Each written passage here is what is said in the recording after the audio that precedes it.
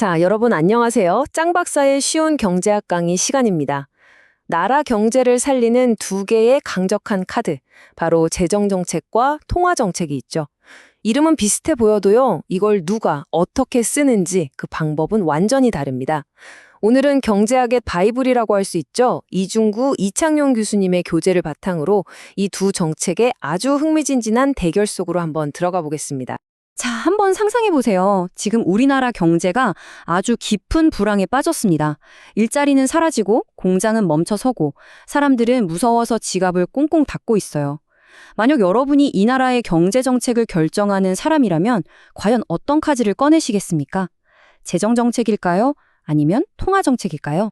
네, 바로 그겁니다. 지금 지혜 학생이 아주 중요한 질문을 해줬어요. 경제를 살리기 위해 우리가 쓸 수 있는 가장 강력한 무기, 바로 재정정책과 통화정책. 그런데 이 둘 이름만 비슷하지 누가 어떻게 사용하는지 또 어떤 효과를 내는지는 완전히 다르거든요. 아주 좋은 질문이에요. 오늘 이 시간에는요, 이 두 정책이 도대체 어떻게 다른지, 그리고 어떤 상황에서 뭐가 더 효과적인지를 두고 아주 치열하게 논쟁을 벌였던 두 거대한 경제학파가 있습니다. 바로 케인즈 학파와 통화주의 학파인데요. 이 두 학파의 눈으로 이 문제를 한번 들여다볼 겁니다. 이 사람들 논리를 따라가다 보면요, 여러분이 보는 경제 뉴스가 훨씬 더 선명하게 보일 거예요. 자, 먼저 정부가 적극적으로 나서야 한다. 이렇게 외쳤던 존 메이너드 케인즈의 후예들이죠. 케인즈 학파의 주장부터 한번 살펴보겠습니다. 이 사람들은 불황이라는 이 거대한 파도 앞에서 시장이 알아서 회복하길 마냥 기다리는 건 너무 어리석은 일이라고 봤어요. 정부가 직접 나서서 경제의 물꼬를 팍 터줘야 한다고 주장했죠. 이 두 정책의 가장 큰 차이점은요, 바로 직접성에 있습니다. 재정정책은 정부가 직접 세금을 깎아주거나 아니면 다리나 댐을 건설하는 것처럼 경제에 바로 돈을 쏴주는 거예요. 효과가 즉각적이죠. 반면에 통화정책은 중앙은행이 금리를 조절해서 시중에 돌아다니는 돈의 가치를 바꾸는 방식입니다. 기업이나 가게가 이자도 싸졌으니 돈 좀 써볼까? 하고 스스로 돈을 쓰도록 유도하는 거죠. 그러니까 한 단계를 거쳐가는 좀 간접적인 방법인 셈이에요. 케인즈 학파는 특히 이렇게 경기가 안 좋을 때는 통화 정책의 효과를 별로 믿지 않았어요. 왜냐고요? 한번 생각해 보세요. 중앙은행이 이자율을 아무리 낮춰줘도 당장 내일이 불안한 기업들이 와, 싸다 하면서 선뜻 대출받아서 공장을 지으려고 할까요? 글쎄요. 이게 딱 말을 물가로 끌고 갈 수는 있어도 억지로 물을 마시게 할 수는 없다는 격언과 같은 상황인 거죠. 자, 이 과정을 한번 보세요. 중앙은행이 돈을 풀면 1단계, 시중 이자율이 떨어지겠죠. 2단계. 그럼 이론적으로는 기업들이 투자를 늘려야 합니다. 3단계. 그런데 케인즈 학파는 바로 이 3단계, 여기에 아주 커다란 물음표를 던진 겁니다. 기업가들의 비관적인 심리, 그 동물적 감각이 투자를 딱 가로막아버리면 통화정책의 효과는 여기서 그냥 뚝 끊겨버리는 거예요. 그래서 케인즈 학파는 이렇게 불확실한 방법 대신에 효과가 확실한 재정정책을 선호했던 겁니다.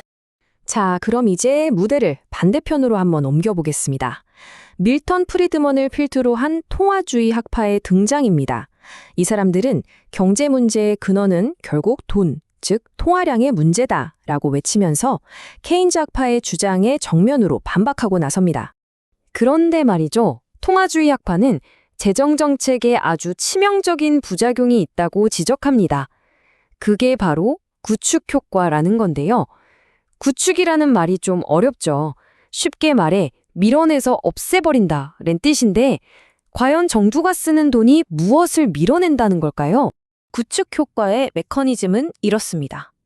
정부가 대규모 사업을 하려고 국채를 발행해서 시중에 있는 돈을 빌리면 돈을 빌리려는 수요가 늘어나니까 당연히 이자율이 오르겠죠?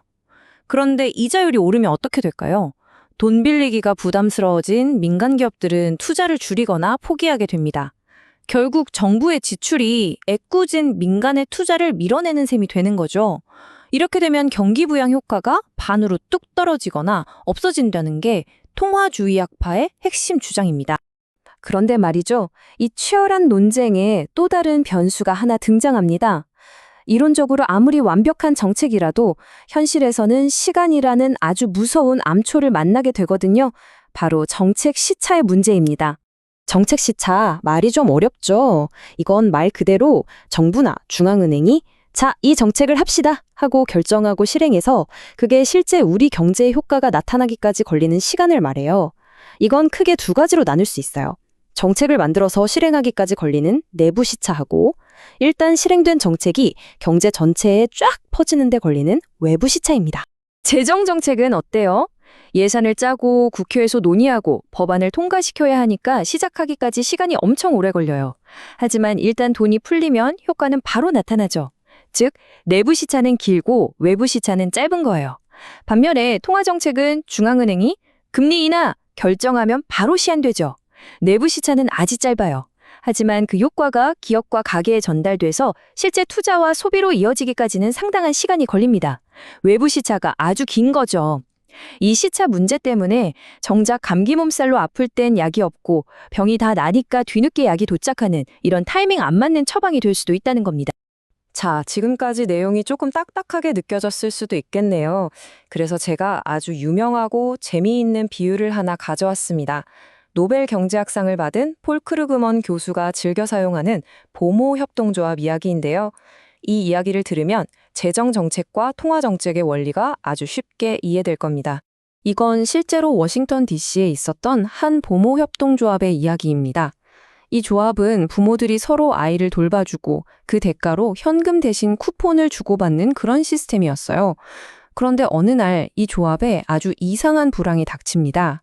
아이를 맡기고 싶어하는 부모는 정말 많은데 아무도 서로 아이를 봐주려 하지 않는 기이한 현상이 벌어진 거죠. 문제의 원인은 바로 쿠폰에 있었습니다. 사람들이 나중에 자기가 급하게 아이를 맡겨야 할 때를 대비해서 받은 쿠폰을 쓰지 않고 전부 장롱 속에다 고이 모셔두기만 했던 거예요. 시중에 돌아다니는 쿠폰, 즉 토화량이 부족해지니까 경제활동이 완전히 멈춰버린 겁니다. 이게 바로 아주 작은 규모의 불황이었던 거죠. 자, 여기서 질문입니다. 여러분이 이 협동조합의 리더라면 이 문제를 어떻게 해결하시겠어요? 우리가 지금까지 배운 재정정책과 통화정책을 이 작은 경제 시스템에 한번 적용해 보자고요.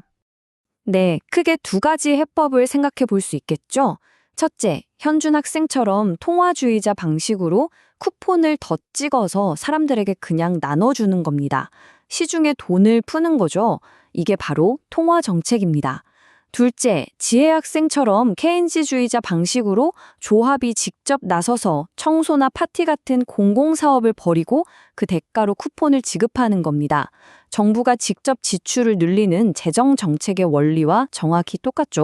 사실 두 해법 모두 정답이 될 수 있습니다. 그래서 현대 경제학에서는 재정정책이냐, 통화정책이냐 이렇게 흑백 논리로 싸우기보다는 이 두 정책을 어떻게 조화롭게 사용할 것인가, 즉 최적의 정책 조합, 폴리시 믹스를 찾는 데 훨씬 더 집중하고 있습니다.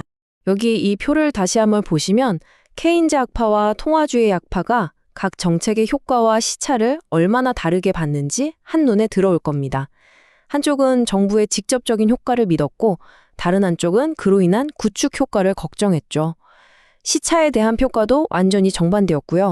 그래서 요즘 정책 결정자들은 두 카드를 함께 사용하는 걸 선호합니다. 예를 들면 이런 식이에요.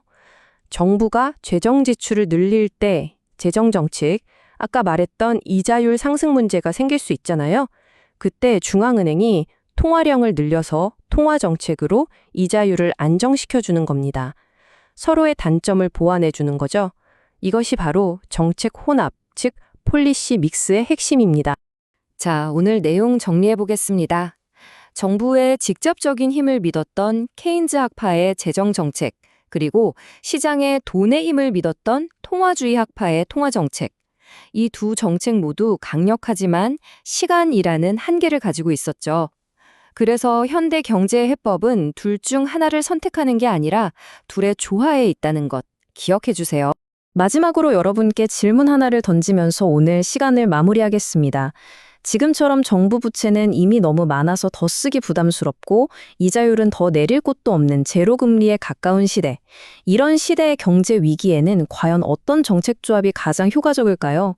재정정책과 통화정책, 이 두 가지 전통적인 무기의 힘이 모두 약해진 지금 우리는 과연 어떤 새로운 지혜를 발휘해야 할까요? 한번 깊이 고민해 보시기 바랍니다. 수고 많으셨습니다.